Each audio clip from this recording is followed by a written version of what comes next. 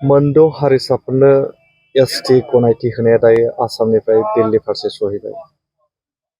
बेनि सायाव नोंथाङा मा बुंनो सानो सासे नैबे बिटिसिनि बासि जानानै?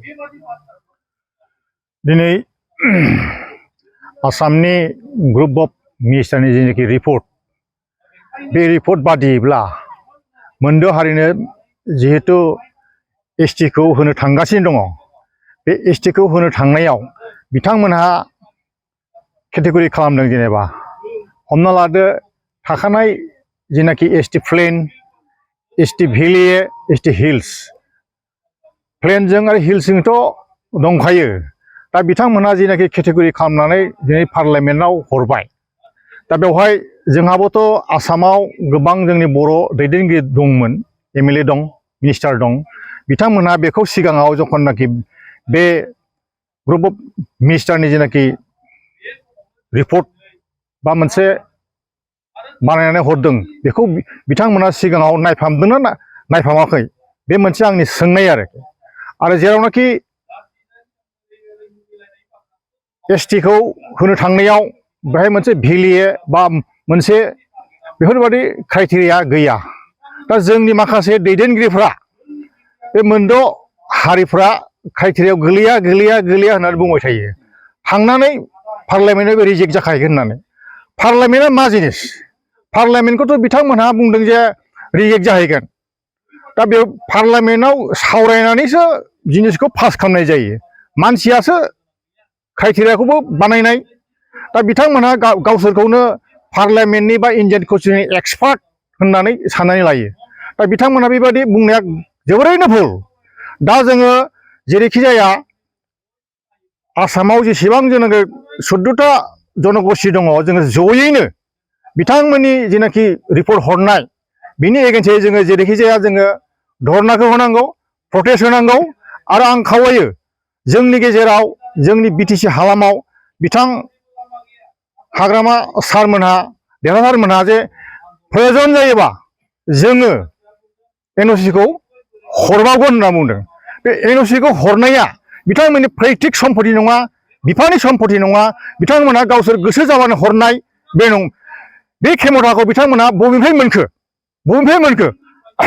आं देरहासार बिथांनाव सोङो, बिथाङा गावनि मर्जिखौथ' बुंदों, बियो मारै बुंनो मोन्थो बेलाय? बबे ब्रेनजों, बबे माबाजों, सिनायथाराजों बिथाङा बे एनअसिखौ प्रयजन जायोबा जों लिरनानै हरबावगौ होननानै बुंदों? बे बिटिसिआ 5,000निबो बांसिन शहीद जानानै जों मोननाय, बेवहाय जोंनि थामोनथाया अरायबो थानांगोन। आरो सारा आसामाव जोंहा जेसेबां सेन्ट्रेल लेभेलाव जोंहा जेसेबां खथा दङ, बे खथायाव बिथांमोनहा उइदाउट एफेक्टिं होनना बुंदों। बबे फर्मुलाजों उइदाउट एफेक्टिं होनना बुंदों? बिथांमोनहा जोंनो मानो फोरमायनो हाया? दिल्लीयाव जुदि दिल्लीनि पार्लियामेन्टआ बिथांमोननि आखाइनि फुथुला नामा? आं बेखौ सोङो। दिल्ली पार्लियामेन्टआ जे एसेबां गिदिर पार्लियामेन्ट, ओमफ्राय बिभिन्न पार्टिनि एमपिफोर दङ, बिथांमोनजों डिभाइड खालामनो हानाय बा बिथांमोना बिसोरखौ कनभिन्स खालामनो हानाय गोहो दङ नामा? बबेनिफ्राय मोनदों बेखौलाय? बेखौ आं सोङो बिथांमोनाव। बिथांमोनहा गावसोरनि गोसो मथ' जातिनि जेनाखि थांनाय थैनाय, जातिया बेसेबां खस्थ'नि गेजेरजों जोङो दिनैसिम सफैदों, बेखौ लानानै जोंखौ फुथुला खालामनो सानदों। गावसोरनि मर्जि गथ' बिथांमोनहा खोथा बाथ्राखौ बुङो। दिनै जोंनि इउनिभारसिटियाव फरायनाय गथ'फोर, बिथांमोनहाबो गोबां रोंगौथि दङ। बिथांमोनहा BA पास जानानै मास्टार डिग्रि फरायहैबाय। बिथांमोनहा गोबां साननो हानाय बा मिथिनो हानाय बिथांमोनहा रोंगौथि दङ। निस्सय बिथांमोननि गोसोआव मोनसे संखिनाय फैदों, जुदि मोनद' हारिया जोंजों समान एसटि फैयोब्ला जोंनि खथाखौ बिथांमोनानो लाजोबगोन, बा जोंहा खुनु जायगा थाहैनाय नङा। बिदि संखिनानै बिथांमोनहा आन्दलनखौ खालामबोदों, रेलिखौ खालामबोदों। बेखौ सोर थुलुंगा होदों?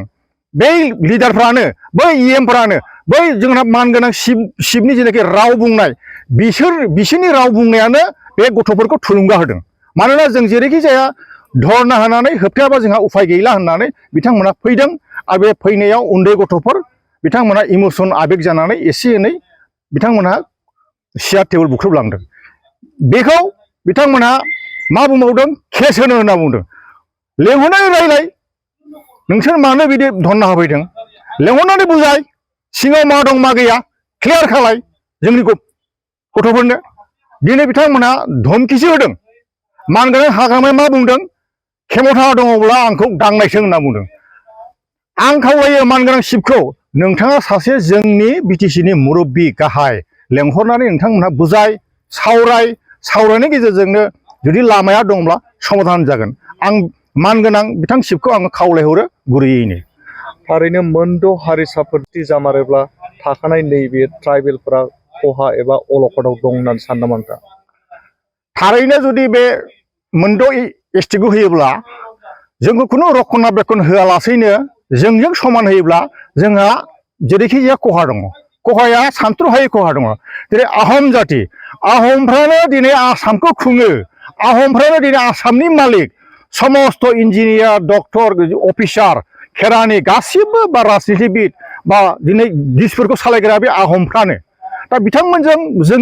जोंनि मेलेमा दा इसिबां माने चेलेन्ज खालामनो हानाय सफैथ'वाखै अब्ला जों बिथांमोनजोंनो मन'जागोन बिथांमोनजों जों गाग्लोबजागोन जोंनि जेनाखि अस्तित्व थाखानाय बे लासैनो गोमालांजोबगोन आं बेखौनो बुङो सासे सिनियर नोगोरारि जानानै नोंथाङा मा खावलायनो सानो बा खावलायनो लुबैयो नामा जे बे अलखदनि समाव गासैबो बर'नि राजनितिक दोलोनि राजखान्थि दोलोनि दैदेनगिरिफोर आरो जिथु आर्मि दैदेनगिरिफोरखौ खौसे जाजानो लुबैयो नामा नोंथाङा आङो दिनै जोंनि जेनाखि गासिबो जेनाखि सुद्रुथ जनगोष्ठी ट्राइबेल दङ बा गासैबो बर' माहारि जोंनि राजनितिक पार्टि सोर BPF सोर UPPL सोर BJP सोर कंग्रेस बा गासै नन पलिटिकेल अर्गेनाइजेसन जोङो ज' जानानै जोङो जेरैखि जाया बेखौ होबथानो नाजानांगोन बा जोङो जोंनि रैखाथिनि थाखाय जोङो धरनाखौ होनांगोन बा माबा मोनसे लामाखौ जोङो सावरायनायनि गेजेरजों आखायाव लानानै जोंनि लामाखौ जोङो सुरक्षा बा रैखाथि होनो जों नाजानांगोन